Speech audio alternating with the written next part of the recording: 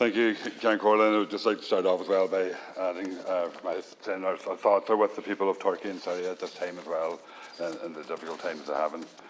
Taoiseach, I'm going to go in the same vein as the previous speaker in relation to the rise in racism in this country.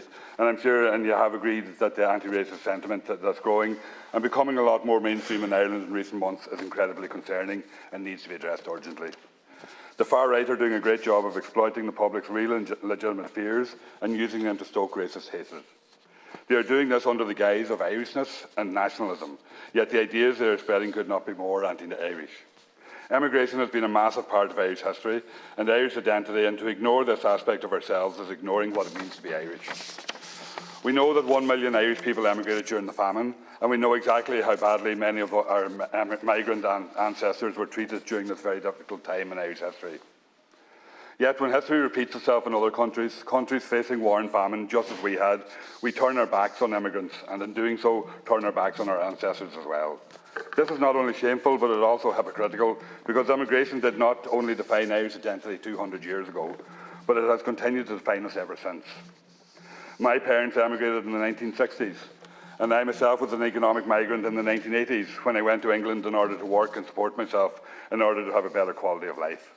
The only difference was that I could legally enter England at that time. This is all migrants into our country look for, the opportunity to have a better quality of life.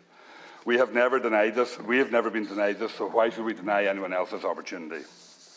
A Red C survey showed that just 5 months ago, 70% of young people were considering moving abroad for a better quality of life elsewhere. How can we accept this while at the same time condemning anyone living in Ireland for the exact same reasons? How is it that we have become so hypocritical?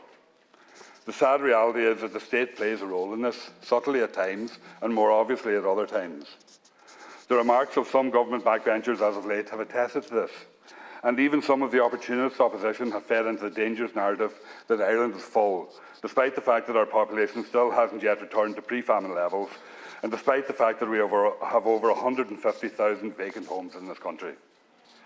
There is no doubt that the government is using this rise in racism in order to protect itself.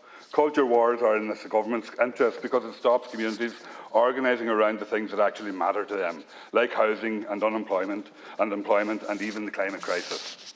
As long as we are pointing the finger at immigrants and asylum seekers, we are not organising around the things that matter and are not pointing the finger towards those who are actually at fault.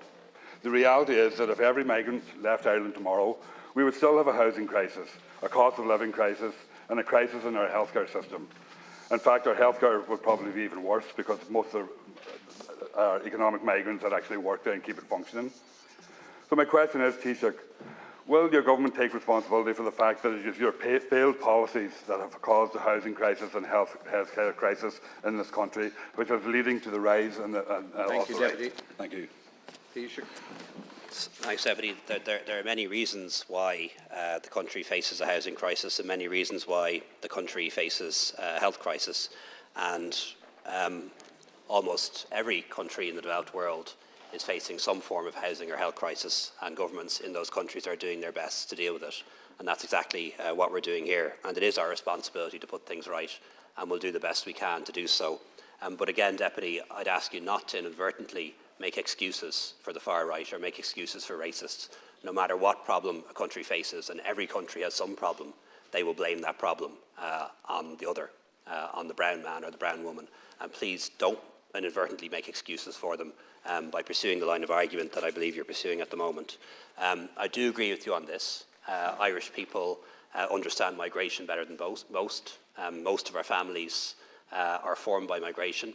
My father came here from India, my mother's from Ireland, but they met when they worked in the NHS in England. My sister lives in London.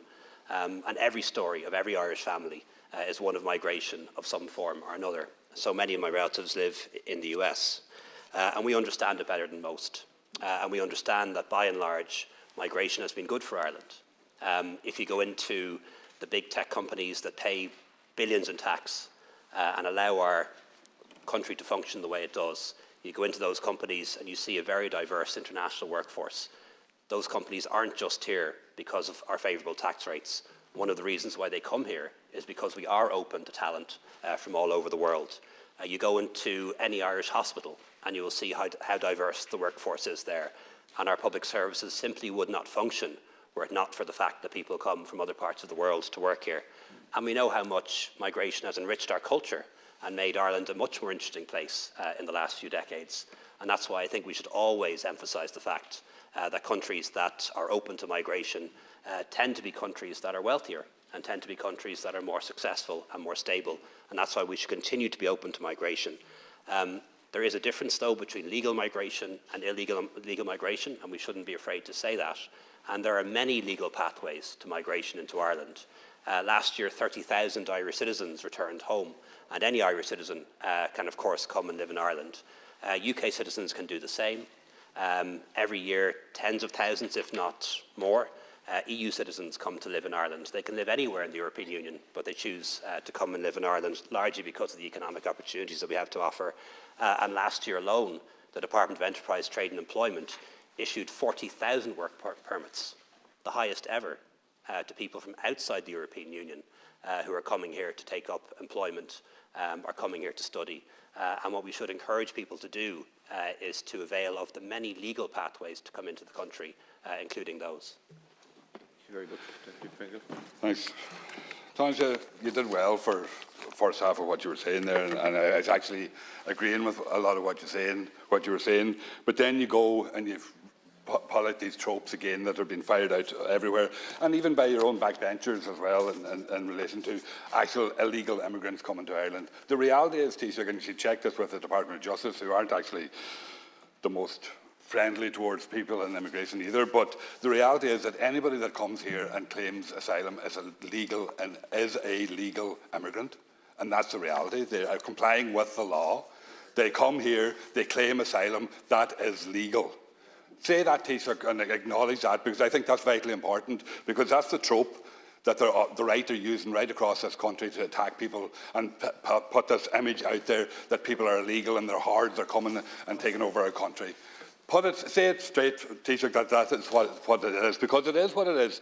Those people are legally here. They're legally here. They're legally here to claim asylum and to work under our system and be here under our system. And we are entitled and obliged and responsible for their safety when they're here. So if you could do that, that would do an awful lot in terms of actually putting it right. And say that constantly, Taoiseach, because that needs to be said. And your own backbenchers need to say it as well, because they have been out saying the actual wrong thing in public and in the media, and that is wrong and shouldn't be continuing on, Taoiseach. So everybody has a role to play, and everybody has a role to make it right. Taoiseach, to conclude, please. Thanks, Deputy. I'm happy to say that here. People who come here from Ukraine are beneficiaries of temporary protection. They have legal status. They have a right to be here. And people who come here who claim international protection, that is legal status. They are here legally. I didn't say that, Deputy. I'd ask Deputy to withdraw that. The exact opposite earlier on. I didn't, Deputy. People who come to Ireland and apply for international protection have legal status. They have legal status until such a time as their application is determined. If it is determined that they have protection, then it's legal that they stay here. If it's determined that they don't get that protection, it's only at that point that they become illegal.